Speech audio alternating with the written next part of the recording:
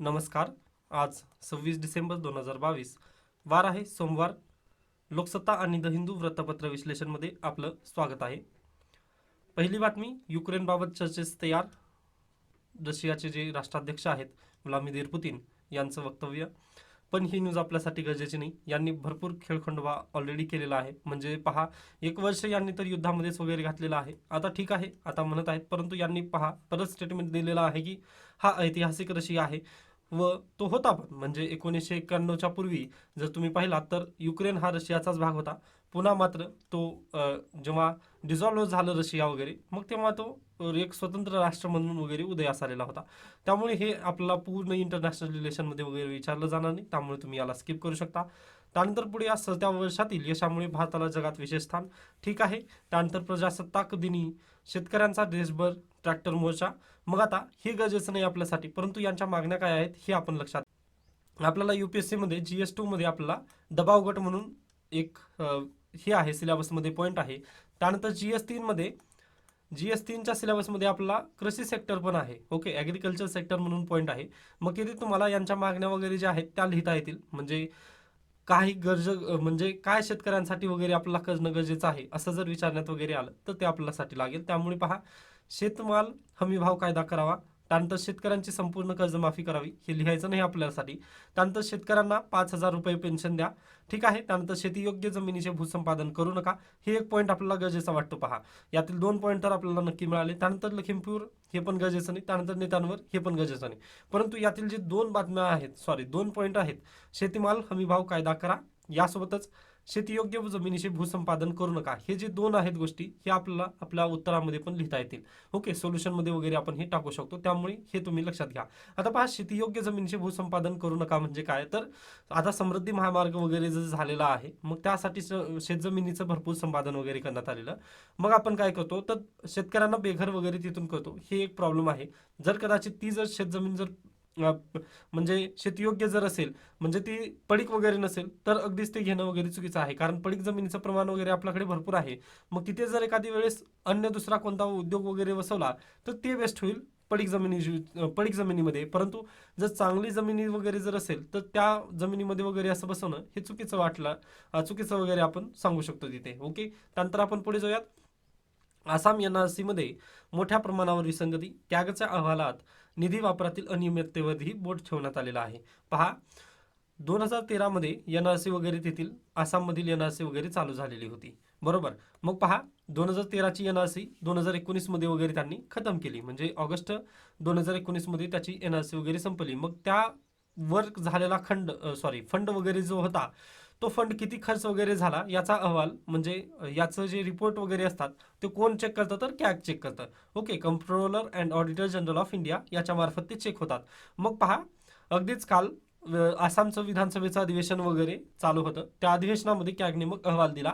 2019ची report आता म्हणजे 2020ची सर्व त्यांनी ओव्हरऑल करून आता यावर्षी 2022ला वगैरे ते ठेवलेले आहेत. मग त्यामध्ये कॅगनं म्हटलं की तुम्ही हे NRC वगैरे केला ते ठीक आहे, परंतु यामध्ये पहा, त्यांनी लाखावरती आकडेवारी वगैरे दिलेली आहे.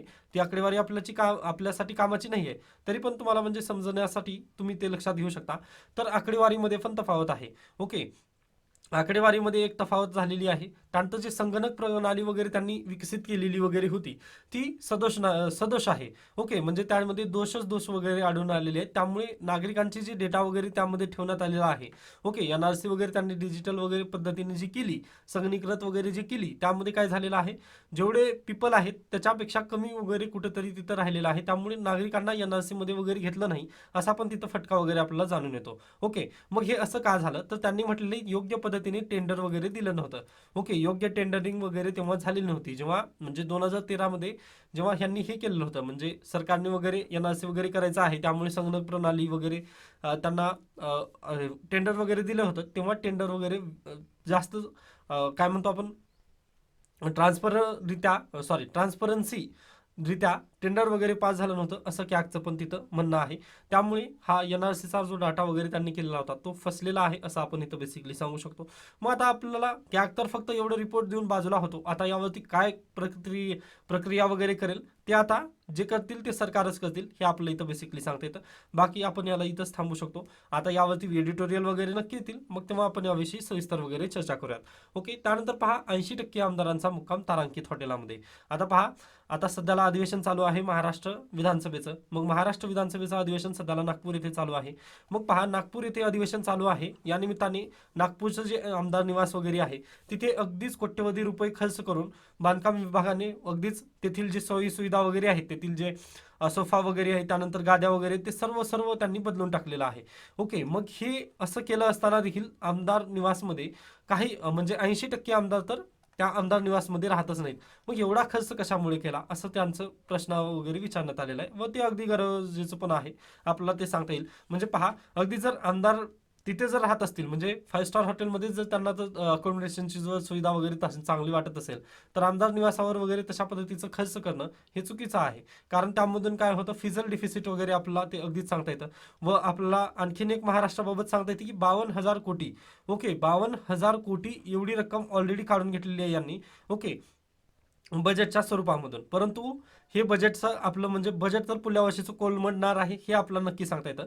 कारण झालेलं काय, तर शिंदे गटाचं जे सरकार वगैरे आहे, यांना लोकांना वगैरे खुश करण्यासाठी तर तशा पद्धतीने वगैरे कार्य करत आहेत, परंतु सरकारच्या तिजोरीवर कुठंतरी ताण येत आहे, हे पण विसरायला नको आहे त्यांनी. ओके, कारण पहा, ह्या वेळेसचं यांचं सरकार तर निघून जाईल, परंतु पुढल्या वेळेस जे येणारं सरकार वगैरे आहे, त्यांना याची कर्जाची वगैरे रक्कम परतफेड वगैरे करावी लागते. ओके, यामुळे काय होतं पहा, महाराष्ट्राची जी जनता आहे त्यांच्यावर अन्याय हा होतच राहणार आहे. म्हणजे सरकार येत जातात, हे आपलं अटल बिहारी वाजपेयी यांचं वाक्य आहे, ते अगदी त्याच पद्धतीने होतं. परंतु सरकार येऊन फक्त यांना खुश जर करायचं असेल जनतेला वगैरे, तर ते अगदीच चुकीचं आहे, हे आपल्याला इथं बेसिकली सांगता येतं. व अगदीच त्यांना जर तारांकित हॉटेलमध्ये जर वगैरे राहायचं असेल, तर ते अगदीच चुकीचं आहे. त्यांनी कदाचित म्हणजे त्यांनी नक्कीच आमदार निवासमध्ये जर राहिले असते, तर ते अगदी चांगली बाब झाली असती, हे आपण हेच सांगू शकतो. म्हणजे काहीतरी आपले पहा, म्हणजे आपले जे पूर्वज वगैरे होते, म्हणजे जे नेते पूर्वज वगैरे होते, त्यांनी काहीतरी विचार करूनच आमदार निवासची वगैरे स्थापना केली असेल ना. आताचे जे आमदार वगैरे आहेत, त्यांनी त्या निवासाचा वगैरे दुरुपयोग वगैरे करणं हे चुकीचं आहे, हेच आपल्याला तर बेसिकली सांगता येतं. ओके, आय होप मला जे तुम्हाला काही सांगायचं आहे ते तुम्ही समजून घेतलं असाल. कारण पहा, हे एमपीएससीला वगैरे विचारलं जाणार नाही, तरी पण तुम्ही एक समाजाचा घटक आहात, व पुढल्या वेळेस तुम्ही जेव्हा चांगल्या म्हणजे पुढल्या वेळेस विधानसभा इलेक्शन वगैरे होतील, तेव्हा तुम्ही विचारपूर्वकच वोट वगैरे द्यावं, हेच त्यामागचा हेतू वगैरे आहे, हे तुम्ही समजून घ्याल. त्यानंतर पुढे जाऊयात आपण. इथून पण गजेची वगैरे न्यूज दिसत नाहीये. त्यानंतर पुढे या. त्यानंतर पहा, ब्लॉकचेन तंत्रज्ञानाच्या आधारे वखार पावती तारण कर्ज. आता हे वखार पावती तारण कर्ज काही जण ऐकलेले असतील किंवा काही जण ऐकले नसतील, तर ते पाहूयात. तर पहा, ब्लॉकचेन तंत्रज्ञानाच्या आधारे, आता ब्लॉकचेन तंत्रज्ञान वगैरे काय आहे याचं डिटेल विश्लेषण वगैरे आपण मागच्या व्हिडिओजमध्ये वगैरे अगदीच बेस्टरित्या केलेलं आहे, कारण मी 100% देण्याचा नक्की प्रयत्न केलेला आहे त्यामध्ये. ओके, तर त्या विद्यार्थ्यांनी ज्यांना माहिती नाही ब्लॉकचेन तंत्रज्ञान वगैरे, त्यांनी ते पाहून घ्यावं. आता ज्या विद्यार्थ्यांना माहिती आहे ब्लॉकचेन टेक्नॉलॉजी, मी त्या दिवशी पण म्हटलेलं होतं की ब्लॉकचेन टेक्नॉलॉजीवर आधारित आता नवीन नवीन उपक्रम वगैरे केले जाणार आहेत, किंवा सर्व शासकीय संस्थांमध्ये वगैरे त्याचा वापर केला जाणार आहे, बरोबर. मग याच टेक्नॉलॉजीचा वापर आता वखार पावती तारण कर्ज यामध्ये पण केला जाणार आहे. मग आता पहा, ज्या विद्यार्थ्यांना वखार पावती तारण कर्ज म्हणजे काय असतं ही माहिती नाही त्यांच्यासाठी, तर पहा, राज्यातील 175 ठिकाणी अशा पद्धतीची तारण पावती कर्ज योजना करण्याचा प्रस्ताव सध्याला चालू आहे, हे ठीक आहे. मग आता आपण बेसिकली पाहणार आहोत, तर वखार पावती तारण कर्ज म्हणजे काय. तर पहा, हा एक शेतकरी आहे, ओके, हा शेतकरी आहे, मग त्याच्या शेतात माल वगैरे पिकतो. आता जसं आपण उदाहरण जर घेतलं तर सोयाबीन, ओके, मग सोयाबीनला आता सध्याला भाव नाही आहे, बरोबर. मग आता जेव्हा भाव येईल तोपर्यंत आता त्याच्याजवळ गोदाम वगैरे नसतं, म्हणजे घरी तशा पद्धतीची सोय वगैरे होऊ शकत नाही. ओके, घरी पाऊस तरी लागतो, किंवा शेतात जरी ठेवलं तुम्ही सोयाबीन, तरी पावसामध्ये ते वगैरे म्हणजे हे होऊन जाईल, नाशवंत वगैरे होऊ शकतं सोयाबीन. ओके, त्यामुळे आता याला ठेवायचं तर आहे सोयाबीन, व पैसे पण आहेत. म्हणजे पहा, आता एक पीक काढल्यानंतर आपल्याला दुसरं पीक वगैरे लावावं लागतं. ओके, म्हणजे आता सोयाबीन काढल्यानंतर आपण हरभरा वगैरे जर घेणार असतो, मग काय होतं पहा, तोपर्यंत आपल्याला अगदीच हरभरासाठी वगैरे आपला पेरणीसाठी वगैरे काय लागतील, तर पैसे तर लागणारच आहेत. ओके, मग आपण हरभरा तर घरी वगैरे ठेवू शकत नाही, पाऊस जर लागला तर ते सर्व म्हणजे जेवढं आहे इन्कम, हातातलं जे पैसा आहे ते पण निघून जाईल, अशी भीती आपल्याला सांगता येते बेसिकली तिथं, बरोबर. म्हणजे तुम्हाला समजते ना, म्हणजे म्हणायचं काय आहे ते. ओके, म्हणजे अशा पद्धतीची स्थिती वगैरे तेव्हा येते. मग शेतकरी काय करतो, हे जे सोयाबीन वगैरे त्यांनी काढलेलं होतं, ह्या सोयाबीनचं पोते वगैरे ते घेऊन कुठं जाईल, गोदामामध्ये जाईल. ओके, गोदाममध्ये गेल्यानंतर गोदामवाले याला एक पावती देतील, ओके, पावती देतील. व ही जी पावती वगैरे असेल, म्हणजे आता हे गोदाम कोणाचं असेल, आडत बाजार वगैरे जे असतं त्या त्यांचंच असणार आहे हे गोदाम. आता सध्याला महाराष्ट्रामध्ये फक्त 175 ठिकाणी म्हणजे अद्याप चालू झालेलं नाही, परंतु 175 ठिकाणी होणार आहे अशा पद्धतीचं. व हे जर झालं तर अगदीच बेस्ट आहे. ओके, मग ह्या गोदामात वगैरे जाणार आहे. मग ही पावती जी असेल, ओके, मग ही पावती घेऊन कुठं जायचं, बँकेकडे जायचं. ओके, बँक मग काय करेल, या पावती म्हणजे गोदामवाले यांना काय देतील, पावती की आमच्याकडे एवढं एवढं यांचं सोयाबीन वगैरे आहे. ओके, या शेतकऱ्याचं माझ्याकडे एवढं सोयाबीन वगैरे आहे, तुम्ही केव्हा पण याच्याकडून वगैरे घेऊ शकता, असं त्या बँकवाल्याला म्हणजे ही पावती वगैरे देतील. मग ही पावती घेऊन जायचं बँकेमध्ये. मग बँक काय करेल, तर यांना जेवढं पावतीवरची रक्कम वगैरे आहे तेवढं कर्ज वगैरे हे पुरवठा करेल.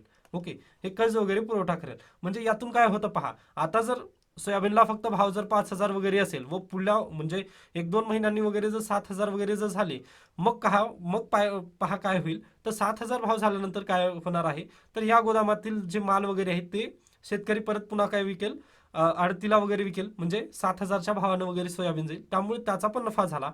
ओके, त्याचा नफा झाला. बँकेला कर्ज तर द्यायचं आहे, कारण 40% आपल्याला काय लिमिट आहे तिथे. ओके, म्हणजे प्रायमरी सेक्टरला 40% कर्ज वगैरे द्यायचं, म्हणून बँकेचं पण सफिशियंटली झालं इकडं.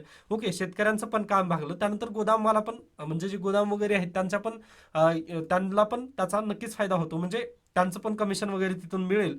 व अगदीच आडतीवर म्हणजे मागणी आणि पुरवठा याचा तिथं सहसंबंध वगैरे आपला योग्य पद्धतीने वगैरे लावण्यात येईल, म्हणजे लावला जाण्यासंबंधी मदत करेल. हे आपलं इथं बेसिकली वखार पावती तारण कर्ज ही अशा पद्धतीने वगैरे योजना कार्य करते. आता सध्याला महाराष्ट्रामध्ये ती स्थापन झाली नाही, परंतु पुढल्या आगामी काळात वगैरे ही चालू होईल, हेच आपलं इथं बेसिकली सांगता येतं. म्हणजे आता मोठ्या मोठ्या जिल्ह्याच्या ठिकाणी किंवा मोठ्या मोठ्या विपणन क्षेत्राच्या ठिकाणी ही सध्याला चालू आहे. तरी देखील जर ग्रामीण भाग पाहिला किंवा तालुक्याच्या ठिकाणी वगैरे जर पाहिलं, तर अद्याप ही तुम्हाला योजना वगैरे जी आहे किंवा ही जी वखार पावती तारण कर्ज जी सिस्टीम वगैरे आहे ती तुम्हाला दिसून येणार नाही, परंतु ही भारतामध्ये सध्याला तरी आहे, हे तुम्हाला प्लीज लक्षात ठेवा. व आता ही काय होणार आहे, मग आता हे ब्लॉकचेन टेक्नॉलॉजीच्या आधारित वगैरे होणार आहे. मग काय होईल, हे जे गोदामवाले वगैरे आहेत यांनी काय करणार, मग फक्त डायरेक्टली ब्लॉकचेन टेक्नॉलॉजीच्या आधारित वगैरे पावती देतील. मग ही पावती बँकवाल्यांना डायरेक्टली मिळेल व म्हणजे यातून काय होईल, ट्रान्सपरन्सी पण जास्त होईल. ओके, ट्रान्सपरन्सी येईल. ओके, ट्रान्सपरन्सी आल्यानंतर पुन्हा परत याचे जे पेंडन्सी वगैरे जे राहणार, पेंडन्सी वगैरे होते, म्हणजे आता पहा पावती वगैरे जर देण्यामध्ये जर विलंब वगैरे जर झाला, तर शेतकऱ्यांना पुढचं पीक वगैरे घेण्यासाठी पैसे वगैरे मिळणार नाही, त्यामुळे थोडंसं प्रॉब्लेम वगैरे त्याला फेस करावं लागतील. परंतु इथं काय होईल, ब्लॉकचेन टेक्नॉलॉजीमुळे तर जास्त फास्ट काम वगैरे होतील, हेच आपल्याला इथं सांगता येतं. ओके, एक स्पीडी रिझोल्युशन व ट्रान्सपरन्सी या दोन्ही कार्यक्षेत्रामध्ये वगैरे होतील, हेच आपल्याला इथं बेसिकली सांगता येतं. त्यानंतर लोकसत्ता विचार आहेत पहा, मानसिक वाटणारा शारीरिक आजार हा गरजेचा नाही, म्हणजे डॉक्टर जयदेव पंचबुवाग यांच्यामार्फत लिहिला जाणारा लेख हा दर सोमवारी येतो, पण तो आपण घेत नाही, त्यामुळे आज पण आपण हा लेख वगैरे कव्हर करत नाही. त्यानंतर आपण पुढे जाऊयात. इथून पण गरजेचे नाहीत न्यूज. त्यानंतर पण सरकार आवर, म्हणजे चायनामध्ये झिरो कोविड पॉलिसी जी त्यांची होती, ती कोविड पॉलिसी काय झालेली आहे, कोलॅप्स झाली. मग त्यानंतर तिकडे कोरोनाचा अगदीच जास्त पद्धतीने उद्रेक वगैरे झाला, त्यामुळे जे भारत सरकार वगैरे आहे, त्यानंतर भारतातील जे न्यूज चॅनलवाले आहेत ते तर खूपच पॅनिक वगैरे झालेले आहेत, असं आपल्याला इथं डायरेक्टली सांगता येतं. मग त्या संदर्भात हा लेख वगैरे दिलेला आहे, गरजेचं नाही आपल्यासाठी, त्यामुळे स्किप करू शकता. त्यानंतर संसदेत चीनी घुसखोरीची गरज का, ही गरज म्हणजे गरजेचं नाही आहे हा लेख. पहा, अगदीच आपल्याला माहिती आहे की नव्या सभापतींनी कशा पद्धतीने ते कार्यभार वगैरे सांभाळले, पण ते काहीच येणार नाही परीक्षेत, त्यामुळे स्किप करू शकता. त्यानंतर सप्तसूत्रीने तृणधान्य विकास साधेल. ओके, म्हणजे पहा, संयुक्त राष्ट्राच्या पुढाकाराने जगभरात 2023 हे वर्ष काय म्हणून साजरा केणार आहे, तर जागतिक तृणधान्य वर्ष म्हणून साजरे केले जाणार आहे. ओके, जागतिक तृणधान्य वर्ष.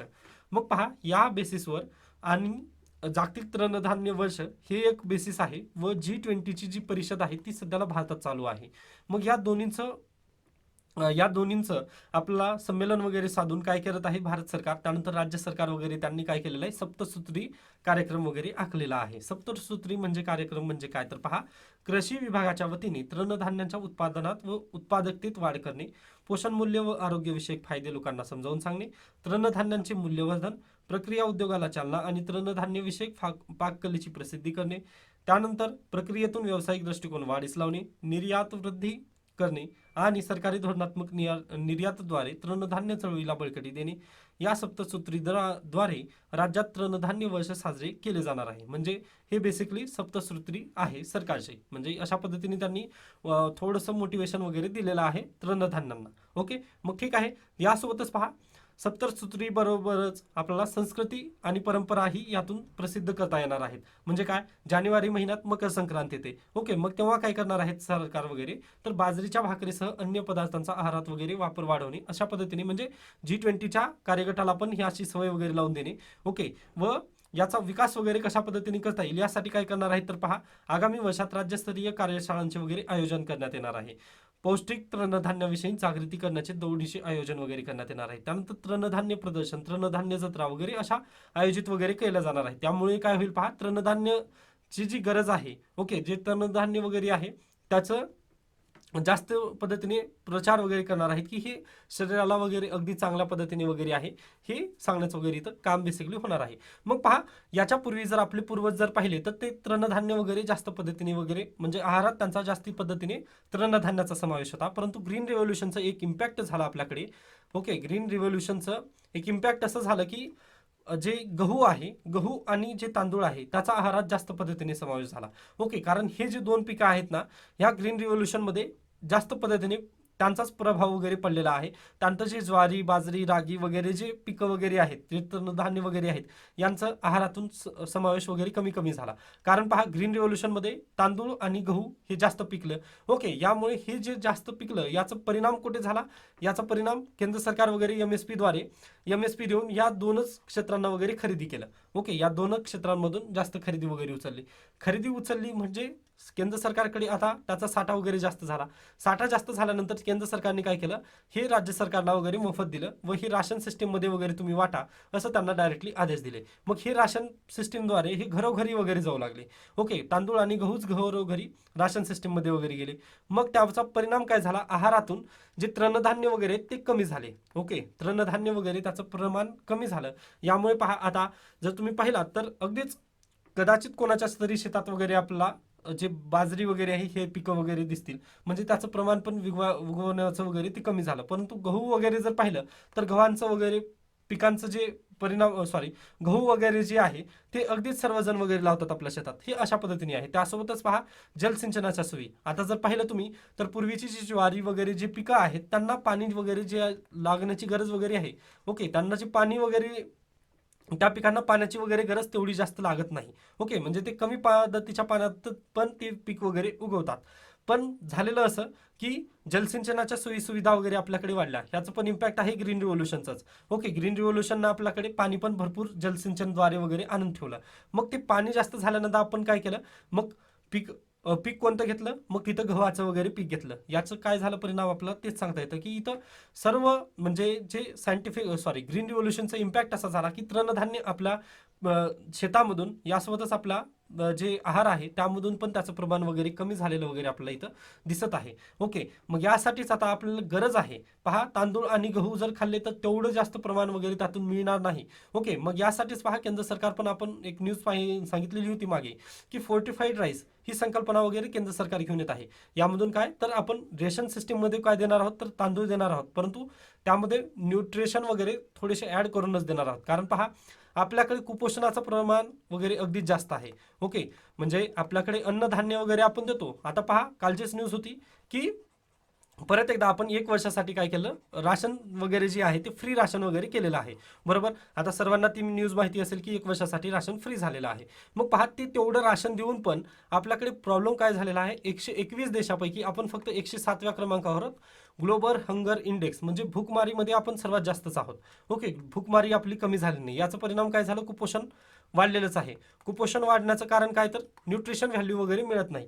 तांदूळ आणि गहू खाल्लात फक्त म्हणजे तुमचे न्यूट्रिशन वगैरे तेवढे वाढत नाही, फक्त तुमची भूक मिटेल, परंतु जे न्यूट्रिएंट्स वगैरे जे पाहिजे तुमच्या शरीराला ते तेवढे मिळाले नाहीत. याचाच परिणाम वगैरे पाहता जे युनो वगैरे आहे, म्हणजे संयुक्त राष्ट्र वगैरे जे आहे यांनी काय केलं की मग आता तृणधान्याची वगैरे गरज अगदीच जास्त आहे, यासाठी त्यांनी काय केलं 2023 हे वर्ष जागतिक तृणधान्य वर्ष म्हणून जाहीर केलं. मग याच बेसिसवर भारत सरकारने पण म्हटलं की आमच्याकडे पण भरपूर काही संस्कृती वगैरे आहे त्याची. ओके, आमचे जे पूर्वज होते ते फक्त त्यावरतीच होते, त्यांचा आहारात भरपूर समावेश होता, तो आता कुठेतरी कमी होत आहे. या बेसिसवर त्यांनी काय केलेलं आहे, मग जानेवारी ते डिसेंबरपर्यंत सर्व म्हणजे जे जे सण वगैरे येणार आहेत त्यामध्ये कशा पद्धतीने आपल्याला तृणधान्याचा जास्तीत जास्त समावेश करता येईल हे सांगण्यासाठी वगैरे त्यांनी प्रयत्न आता करण्यात येणार आहेत. व हेच आहे इथं पण, म्हणजे सर्व मी जे सोल्युशन वगैरे दिले तेच आहेत. मग पहा, तृणधान्य एवढ्याने तृणधान्याचा खरोखरच शाश्वत विकास होईल का? तर पहा, फक्त तृणधान्य वर्ष साजरा करीत असताना केवळ दिखाऊपणा न करता तृणधान्याचा शाश्वत विकासासाठी नियोजनबद्ध काम करण्याची गरज आहे.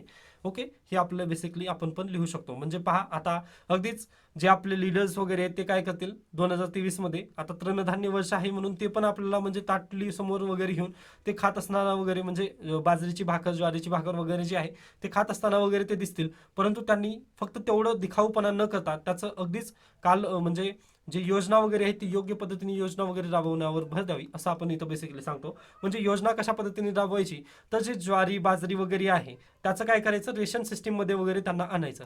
रेशनमध्ये आपण ज्वारी आणि बाजरीला जर दिलं तर काय होतं पहा, जर रेशनमध्ये तुम्ही ज्वारी आणि बाजरीला जर दिलात याचे परिणाम कशा पद्धतीने होतील, तर शेतकरी आहे हा, शेतकरी शेतात जर ज्वारी बाजरी वगैरे पकवला तर त्याच्या ज्वारी आणि बाजरीला वगैरे आता सध्याला मागणी नाही आहे, कारण सर्वजण काय गहू आणि तांदळावर वगैरे शिफ्ट झालेत.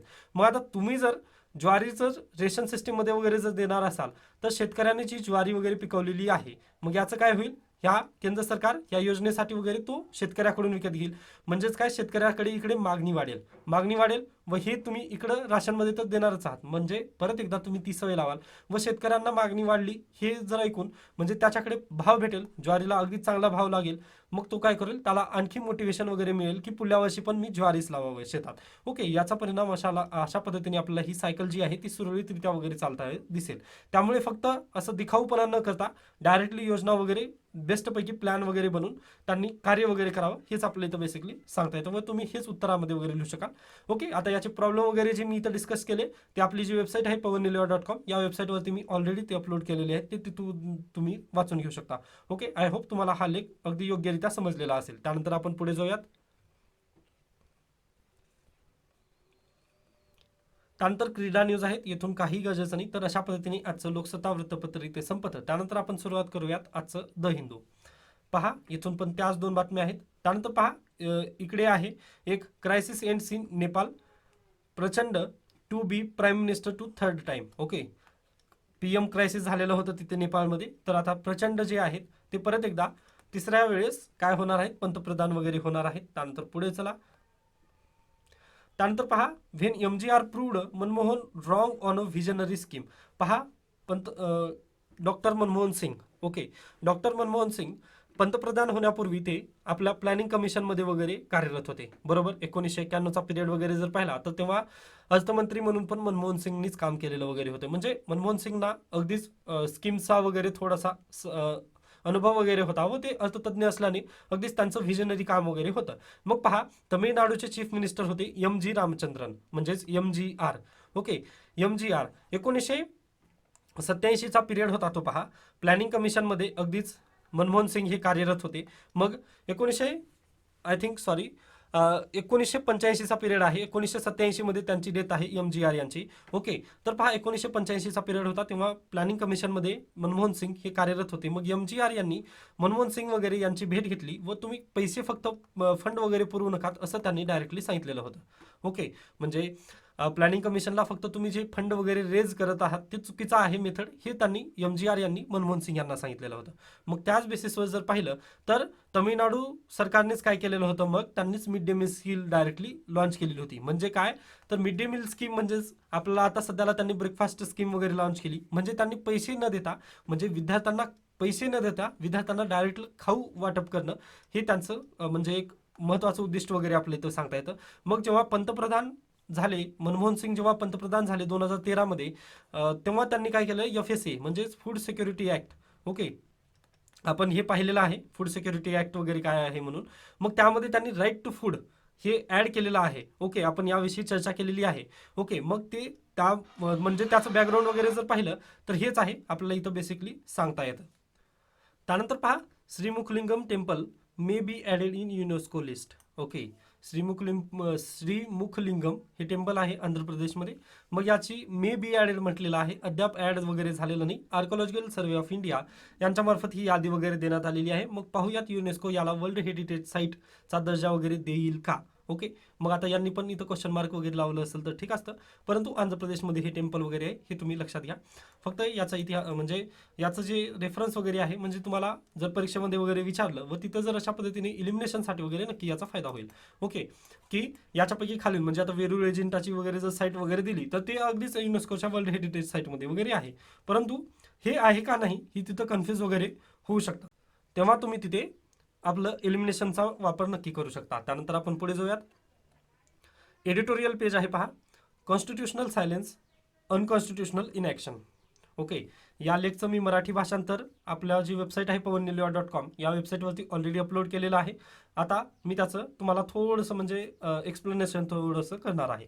तर पहा, आपल्यापैकी म्हणजे जर रेग्युलर जे विद्यार्थी आहेत त्यांना माहितीच असेल की केरळ गव्हर्नमेंटनी काय केलेलं होतं, एक बिल पास केलेलं होतं. ओके, तर त्या बिलला पास झाल्यानंतर मी सांगितलेलं होतं तुम्हाला की याबद्दल गोंधळ वगैरे निर्माण होणार आहे व एडिटोरियल नक्की येणार आहे.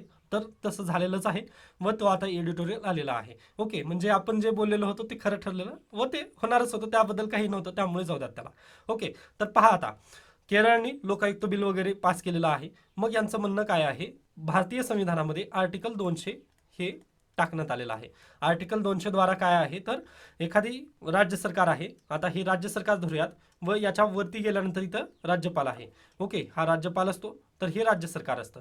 ओके, हे गव्हर्नमेंट व हे राज्यपाल. ओके, मग पहा, गव्हर्नमेंटने एखादा बिल वगैरे जर पास केला तर तो आपल्याला आर्टिकल 200 नुसार जर त्याचं कायद्यात वगैरे जर रूपांतर करायचं असेल तर त्याला राज्यपालाची स्वाक्षरी वगैरे लागेल, असं 200 मध्ये आहे.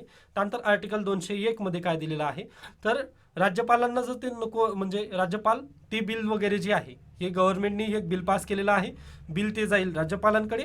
राज्यपाल जर त्यांना जर राज्यपालांना वाटलं की ह्यामध्ये काहीतरी गडबड वगैरे आहे तर ते काय करतील, आर्टिकल 201 नुसार ते प्रेसिडेंटसाठी राखीव ठेवतील.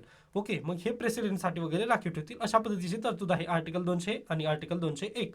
ओके, हे प्रिलिमला वगैरे विचारलं जाऊ शकेल, म्हणजे कंबाईन वगैरे त्यासाठी आर्टिकल लक्षात ठेवा तुम्ही. ओके, त्यानंतर आपण पुढे जाऊयात. मग आता प्रॉब्लेम काय आहे तर पहा, कॉन्स्टिट्यूशनमध्ये अशा पद्धतीचे आर्टिकलमध्ये काहीच तरतूद वगैरे नाही की हे जे राखून ठेवणार आहेत म्हणजे हे जे राज्यपाल आहेत हे राज्यपाल बिल किती दिवस वगैरे ते राखून ठेवतील असेंटसाठी. म्हणजे आर्टिकल 200 मध्ये असं कुठंच तरतूद नाही की तुम्ही 6 महिन्यात वगैरे त्यावरती असेंट वगैरे द्यावं, स्वाक्षरी किती दिवसात वगैरे करायची, असं तिथं काहीच नमूद केलं नाही. मग त्याविषयीची एक केस आहे पहा, Purushottam Namboodiri versus state of Kerala, 1962 ची केस आहे ही. या केसमध्ये सुप्रीम कोर्टाची जी कॉन्स्टिट्यूशन बेंच होती त्यामध्ये त्यांनी हेच म्हटलं की आपल्याकडे असं कुठंच नाही आहे, म्हणजे आपल्या संविधानामध्ये लिहिण्यात आलेलं नाही किंवा नमूद नाही किंवा संविधानाचं जे स्ट्रक्चर वगैरे आहे, बेसिक स्ट्रक्चर डॉक्ट्राईन म्हणतो आपण, त्यामध्ये असं दिलं नाही आहे की राज्यपालावर वगैरे बंधनं कुठंही देण्यात आली नाहीत. ओके, 1962 ची केस आहे, अगदीच त्याला इव्होल्युशन वगैरे व्हायला हवं होतं, परंतु अद्याप त्याच्याविषयीची केस आणखी गेली नाही कुठे कोर्टामध्ये. परंतु त्यांनी तेव्हा म्हटलेलं होतं की अशा पद्धतीचा डायरेक्टली त्यांना गाईडलाईन्स वगैरे आपण राज्यपालांना वगैरे सांगू शकत नाही. ओके, कारण तो राज्यपालांचा स्वतःचा विवेकाधिकार वगैरे देण्यात आलेला आहे असं सुप्रीम कोर्टाने म्हटलेलं आहे. त्यानंतर पहा, सुप्रीम कोर्टाने तेव्हा एक बाब निदर्शनास आणून दिलेली होती की असं जरी असलं तरी जे राज्यपाल वगैरे आहेत त्यांनी जे गव्हर्नमेंट आहे, गव्हर्नमेंट ही कशी आहे, इलेक्टेड आहे, परंतु राज्यपाल कसे आहेत ते सिलेक्टेड आहेत. म्हणजे राज्यपालांची डायरेक्टली नियुक्ती करता येते, परंतु गव्हर्नमेंट जे सरकार वगैरे जे स्थापन होणार आहे राज्यामध्ये असू द्या किंवा केंद्रामध्ये असू द्या, तर हे सरकार कोणाचं असेल तर त्याला इलेक्टेड म्हणजे जे मतदान करून लोकांनी निवडून दिलेलं हे सरकार असेल. मग या सरकारांचं विल वगैरे म्हणजे त्यांची इच्छा वगैरे जे राज्यपाल आहेत त्यांनी ऐकली पाहिजे, असं सुप्रीम कोर्टाने तेव्हाच्या केसमध्ये वगैरे डायरेक्टली इथं म्हटलेलं आहे. व जर राज्यपाल अशा पद्धतीने जर ते ऐकत नसतील म्हणजे राज्यपाल ज्या म्हणजे राज्य सरकारचे किंवा केंद्र सरकारचे वगैरे जर हे असेल, म्हणजे पहा, राज्यपाल जे आहेत ते सरकार निवडून आलेले जे सरकार आहे त्यांची जर इच्छा वगैरे जर ऐकत नसतील तर ते राज्यपाल काय करत आहेत, व्हायोलेट करत आहेत. कशाचं तर व्हायोलेशन करत आहेत ते, बेसिकली व्हायोलेशन आहे म्हणजे आपला फेडरल स्ट्रक्चरचं. फेडरल स्ट्रक्चर म्हणजे काय, सर्वजण एकत्र मिळून वगैरे कार्य करणे याचं कुठंतरी व्हायोलेशन वगैरे आहे. हे आपल्या इथं बेसिकली सुप्रीम कोर्टाने कोणती केस सांगितलेली आहे, Purushottam Namboodiri versus state of Kerala 1962 ची केस आहे. त्या केसमध्ये डायरेक्टली सुप्रीम कोर्टाने अशा पद्धतीची गाईडलाईन्स ऑलरेडी जाहीर केलेली आहे. ओके, मग आता आय होप हिथून तुम्हाला समजलेलं असेल. ओके, परीक्षेमध्ये यावरती प्रश्न नक्की विचारला जाऊ शकेल, कारण गव्हर्नर जे आहे पद हे अगदीच व्होलाटाईल आहे व त्यावरती प्रश्न विचारल्या जाण्याची जास्त शक्यता आपल्याला असते. ओके, एमपीएससी मध्ये तर नक्की विचारलं जाऊ शकेल, कारण राज्यपाल राज्याचे जे अधिकारी वगैरे असतात त्यावरती प्रश्न आपल्याला प्रिलिम मध्ये भरपूर दिसतात. त्यानंतर पुढे या, there is no timeline prescribed for even president under article 201. Okay, हे पण त्यांनी सांगितलेलं आहे की आर्टिकल 201 मध्ये पण तशाच पद्धतीने आहे, परंतु केंद्र सरकारने काय केलंय तिथं अमेंडमेंट केलेली आहे व अमेंडमेंटनुसार प्रेसिडेंटकडे अधिकार वगैरे कमी केलेले आहेत. हे आपलं इथं बेसिकली सांगता येतं. मग पहा, आपण इथं काय म्हटलेलं होतं की फेडरल स्ट्रक्चरला वगैरे सुप्रीम कोर्टाने गाईडलाईन्स दिली की जर राज्यपाल वगैरे जे आहेत ते जर राज्य सरकारचं वगैरे जर ऐकत नसतील तर ते कुठेतरी फेडरलिझमचं वगैरे व्हायोलेशन आहे. मग त्यासाठी जे अटल बिहारी वाजपेयी आहेत त्यानंतर वेळोवेळी जे सरकार वगैरे त्यांनी काही कमिशन वगैरे बसवलेले होते. मग आता पहा, अटल बिहारी वाजपेयी यांचं थोडंसं कमिशन पाहून घेऊयात.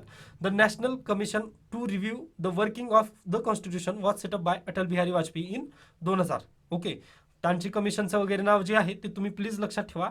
ओके, थोडंसं मोठं आहे परंतु आपल्या नोट्समध्ये वगैरे ते अवेलेबल आहे, ते तुम्ही वाचून घेऊ शकता तिथून.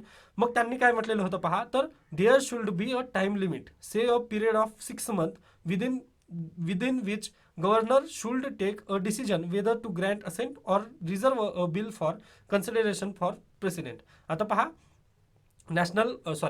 अटल बिहारी वाजपेयी यांनी जे कमिशन वगैरे अपॉइंट केलेलं होतं त्यांनी अगदी तिथं म्हटलेलं होतं की 6 महिन्याची मुदत वगैरे यांना द्यायला हवी. राज्यपाल जे आहेत त्यांना 6 महिन्याची वगैरे मुदत असायला हवी. मग त्या 6 महिन्यामध्ये त्यांनी काहीतरी ऍक्शन वगैरे घेतलेलं हे आपल्याला दाखवून द्यावं. आता पहा, महाराष्ट्रामध्ये उद्धव ठाकरे यांचं जेव्हा सरकार होतं तेव्हा त्यांनी काय केली होती, लेजिस्लेटिव्ह असेंब्ली. ओके, जे लेजिस्लेटिव्ह असेंब्ली आहे तिथे लेजिस्लेटिव्ह काउन्सिल, ओके, विधान परिषदेमध्ये जे आमदार आहेत त्यांच्या नियुक्तीसाठीचं पत्र वगैरे पाठवलेलं होतं, परंतु भगतसिंग कोश्यारी जे राज्यपाल आहेत त्यांनी त्यावरती असेंटच दिलं नाही. ओके, अशा पद्धतीचे म्हणजे 6 महिन्याचा कालावधी तर उलटून गेलेला होता उद्धव ठाकरे यांना सरकार स्थापन करून देखील, तरी देखील त्यांना म्हणजे तिथे अपॉइंट वगैरे करण्यात आलेली नव्हती. ओके, मग आपल्या इथे डायरेक्टली तेच सांगता येतं. मग अटल बिहारी वाजपेयींनी जेव्हा हे कमिशन वगैरे स्थापित केलं होतं तेव्हा पण त्यांना कमिशनने हेच सुचवलं होतं की अशा पद्धतीने रिफॉर्म करणं वगैरे संविधानामध्ये रिफॉर्म करणं गरजेचं आहे. आता मग हे रिफॉर्म आपले जे संविधान निर्माते होते त्यांनी कशामुळे केलं नसेल, कारण पहा तेव्हा तशा पद्धतीची वगैरे काही प्रॉब्लेम वगैरे त्यांना फेस झाले नव्हते. ओके, म्हणजे पहा, आपल्याकडे 1947ला जेव्हा भारत पाहिला तुम्ही तेव्हा INC हेच डॉमिनेटिंग पार्टी होती. Okay, Indian national Congress. व तेव्हा डॉक्टर बाबासाहेब आंबेडकर एवढं पण म्हणून गेलेले होते की आर्टिकल जे 356 वगैरे जे आहे, ओके, की ह्याचं रेअर केसमध्येच वगैरे याचा वापर होईल असं त्यांनी डॉक्टर बाबासाहेब आंबेडकर यांनी संविधान सभेमध्ये वगैरे म्हटलेले होते. म्हणजे आर्टिकल 356 कशाबद्दल आहे तर राज्यामध्ये राष्ट्रपती राजवट वगैरे लागू करणे या संदर्भात आहे. परंतु आता जर तुम्ही पाहिलात तर आर्टिकल 356च जास्त व्हायोलेशन वगैरे होत आहे. म्हणजे डॉक्टर बाबासाहेब आंबेडकरांनी जे स्वप्न पाहिलं होतं त्याला हे म्हणजे डिस्प्रूव्ह केलेले आहेत लोकांनी, हे आपलं इथं बेसिकली सांगता येतं. अगदी त्याच पद्धतीने आहे. इंडियन नॅशनल काँग्रेसचं सरकार होतं व तेव्हाची म्हणजे लिडरशिपमध्ये वगैरे क्वालिटी होती. ओके, आता सारखं म्हणजे इथिक्स वगैरे, आताची इथिक्स वगैरे काहीच नाही आहेत. ओके, पूर्वी खरंच म्हणजे त्यांचे डिबेट्स वगैरे पाहिले म्हणजे अभ्यासपूर्ण वगैरे ते बोलत होते. ओके, पूर्वीचे जे लीडर्स वगैरे होते त्यांच्यामध्ये इथिक्स होतं, परंतु आता जर पाहिलं तुम्ही अगदीच मला तर ते कुठंच दिसून वगैरे आलं नाही. अगदी तुम्हाला पण मी सांगितलेलं आहे की कशा पद्धतीने त्यांचं एज्युकेशन तेवढं आहे, पण कशा पद्धतीने ते शब्द वगैरे बोलतात संसदेमध्ये वगैरे ते तुम्ही अगदीच तुम्ही त्या दिवशी PRS इंडिया या वेबसाईटवरती माझ्यासोबत तुम्ही अगदी लाईव्ह पाहिलेलं आहे. ओके, त्याबद्दल मला जायचं नाही, परंतु डॉक्टर बाबासाहेब आंबेडकर यांना पण यांनी डिस्प्रूव्ह केलं. अगदी त्याच पद्धतीने INCचं म्हणजे तेव्हा फक्त एकच सरकार वगैरे होतं व तेव्हा अशा पद्धतीचे केसेस वगैरे निर्माण झाले नव्हत्या, त्यामुळे संविधान जे निर्माते आहेत त्यांना तेवढी गरज वाटली नाही. ओके, परंतु जेव्हा 2000चा काळ येत होता तेव्हा अटल बिहारी वाजपेयी यांनी हे अगदीच नॅशनल कमिशन वगैरे त्याबद्दल हे केलेलं होतं, रिकमेंडेशन वगैरे दिलं होतं, परंतु केंद्र सरकार अशा पद्धतीची नक्कीच भूमिका वगैरे घेत नाही.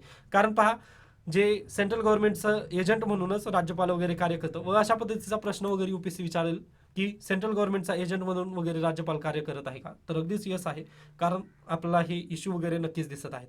ओके, मग अटल बिहारी वाजपेयी यांचं जे कमिशन होतं त्यांनी पण हे रिकमेंडेशन दिलं. त्यानंतर पहा, जे सरकारी या कमिशन आहे, सरकारी या कमिशनवरती 2019 मध्ये प्रश्न येऊन गेलेला आहे, त्यामुळे प्लीज याला पण तुम्ही निग्लेक्ट वगैरे करू शकत नाही.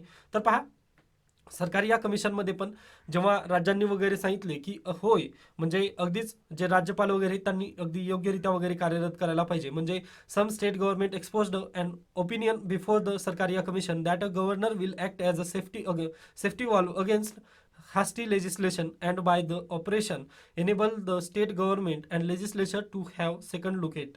ओके, म्हणजे पहा, सरकारी या कमिशनला आपण साक्ष वगैरे देत असताना काही राज्य सरकारने वगैरे सांगितले की बा राज्य सरकार आणि केंद्र सरकारमध्ये एकच पॉवर आहे, संविधानच त्यांना पॉवर वगैरे देतं. ओके, म्हणजे इकडे राज्य जर असेल व इकडे केंद्र जर असेल तर दोघांना पण पॉवर कुठून येत आहे, संविधानामधूनच येत आहे. मग आता राज्यपाल संविधानाची जी पॉवर आहे ती अडवण्याचं काम कोण करत आहे, तर राज्यपाल करत आहे. ओके, राज्यपाल काय करत आहे, तर ही पॉवर वगैरे अडवण्याचं काम करत आहे. ओके, मग पहा, ही यांनी पॉवर वगैरे अडवलं ठीक आहे, परंतु यांनी अशा पद्धतीचं यांनी पॉवर वगैरे अडवू नये, यांनी सेफ्टी वॉल पद्धतीने काम करावं. म्हणजे जर एखाद्या वेळेस राज्य सरकार वगैरे जर चुकीचं काम करत असेल तर ठीक आहे. म्हणजे आता पहा, राज्य सरकार कशा पद्धतीने म्हणजे दुसऱ्या पाकिस्तानसोबत वगैरे जर करार जाऊन करत येत असेल तर अशा पद्धतीने जर चुकीचे कार्य करत असेल तर तिथं सेफ्टी वॉल वगैरे म्हणजे तिथं अडवण्याचं काम राज्यपालांनी करावं. परंतु राज्यामध्येच निवडून आलेल्या लोकांनी वगैरे जर चांगल्या पद्धतीने जर त्यांना कार्य करू द्यायचं असेल तर तिथं राज्यपालांनी प्रत्येक गोष्टीला वगैरे टाळाटाळ वगैरे करणं हे चुकीचं आहे, असं सरकारी या कमिशन समोर पण सांगितलेलं होतं. व सरकारी या कमिशनने पण ते अगदीच गव्हर्नमेंटला वगैरे ते सांगितलेलं होतं की governor in granting asset can avoided by streamlining मग हे सरकारी या कमिशनने पण सांगितलेलं होतं. सरकारिया व यासोबतच सरकारी या कमिशनने त्याला काय दिलं होतं, एक सोल्युशन पण दिलेलं होतं. सोल्युशन अशा पद्धतीने होतं की हा राज्यपाल आहे, ओके, राज्यपाल, व याच्या खाली आहे राज्य सरकार. ओके, मग पहा, राज्य सरकारला जर एखादी कायदा वगैरे बनवायचा असेल तर राज्य सरकारने काय करावं की राज्यपालाला अगोदरच याबद्दल आम्ही असा पद्धतीने कायदा वगैरे बनवत आहोत, तुम्ही असेंट देणार का नाही, म्हणजे राज्यपालाचे पण काही त्यामध्ये काय घ्यावेत, पॉईंट वगैरे घ्यावेत, असं सरकारी कमिशनने सांगितलेलं. परंतु प्रॉब्लेम काय होतं, आपल्याकडे राज्यपाल आणि राज्य सरकार यामध्ये ताळमेळच राहत नाही. त्यामुळे पहा, राज्यपालाला वाटतं की मी मोठं व राज्य सरकारला वाटतं की मी मोठं. ओके, मग यामुळे काय होत आहे, हा वाद विकोपाला जात आहे, हेच बेसिकली इथं सांगता येतं. ओके, मग याबद्दल जे सरकारी कमिशनने सोल्युशन दिले व अटल बिहारी वाजपेयी यांनी जे सोल्युशन वगैरे दिले ते लिहू शकता तुम्ही, म्हणजे ते 2 कोट करा तुम्ही. यासोबतच एक सुप्रीम कोर्टामधील जी केस आहे in Kishan Meghachandra Singh versus the honourable speaker Manipur legislative assembly 2020 ची केस आहे, म्हणजे नुकतीच केस झालेली आहे. त्यामध्ये सुप्रीम कोर्टाने अगदीच म्हटलेलं आहे की लवकरात लवकर हे जजमेंट वगैरे जे आहेत ते 3 महिन्याच्या आत वगैरे पास व्हावेत असं त्यांनी म्हटलेलं होतं. अँटी डिफेक्शन लॉ या संदर्भातची ही केस होती, परंतु सुप्रीम कोर्टाने सर्वांना या संदर्भात गाईडलाईन्स वगैरे दिलेले आहेत की लवकरात लवकर म्हणजे पार्लमेंटची एफिशियन्सी वगैरे जर वाढवायची असेल तर तुम्ही लवकरात लवकर म्हणजे 3 महिन्याचा कालावधी वगैरे त्यांनी वापरावं, असं सुप्रीम कोर्टाने पण या केसमध्ये वगैरे निर्देश दिलेले आहेत. ओके, आय होप हा लेख तुम्हाला अगदी योग्यरित्या वगैरे समजलेला असेल. याबाबत काही शंका आणि काही सजेशन असतील तर तुम्ही नक्की मला सांगू शकता. त्यानंतर पहा, हे भारत जोडो यात्रा या संदर्भात कमल हसन यांनी लिहिलेलं आहे, पण ते मी वाचत नाही आहे. त्यानंतर पुढचा आहे forest right and heritage conservation, गरजेचं नाही पहा, त्यामुळे मी याला पण दिलेलं आहे. त्यानंतर सुप्रीम कोर्टाचं काय म्हणणं आहे पहा, सुप्रीम कोर्टाचं जे जस्टिस डिपार्टमेंट वगैरे आहे त्यांचं म्हणणं आहे की जे ज्युडिशियरीचे जे जस्टिसेस वगैरे आहेत, जे जजेस आहेत, त्यांनी काय करायला हवं, त्यांची जी एज आहे ती वाढवण्यात यावी वगैरे असं त्यांनी प्रस्ताव दिलेला होता, परंतु केंद्र सरकारने या प्रस्तावाला वगैरे नाकारलेला आहे. म्हणजे हा इश्यू इथंच खतम झाला, याबद्दल परत एकदा डिबेट वगैरे करण्याची तुमची गरज नाही आहे. ओके, त्यामुळे तुम्ही स्किप करू शकता. त्यानंतर पुढे चला, तर असंच म्हणजे बाकीच्या न्यूज वगैरे यामधून काही नाही आहेत, तर आपण डायरेक्टली शेवटच्या पेजवर डायरेक्टली जाऊ शकतो. यामधून म्हणजे काहीच मला गरजेच्या वगैरे न्यूज वाटल्या नाहीत. तर अशा पद्धतीने आजचं लोकसत्ता आणि द हिंदू वृत्तपत्र इथे संपतं. याबाबत काही शंका आणि काही सजेशन असतील तर तुम्ही नक्की मला सांगू शकता. धन्यवाद.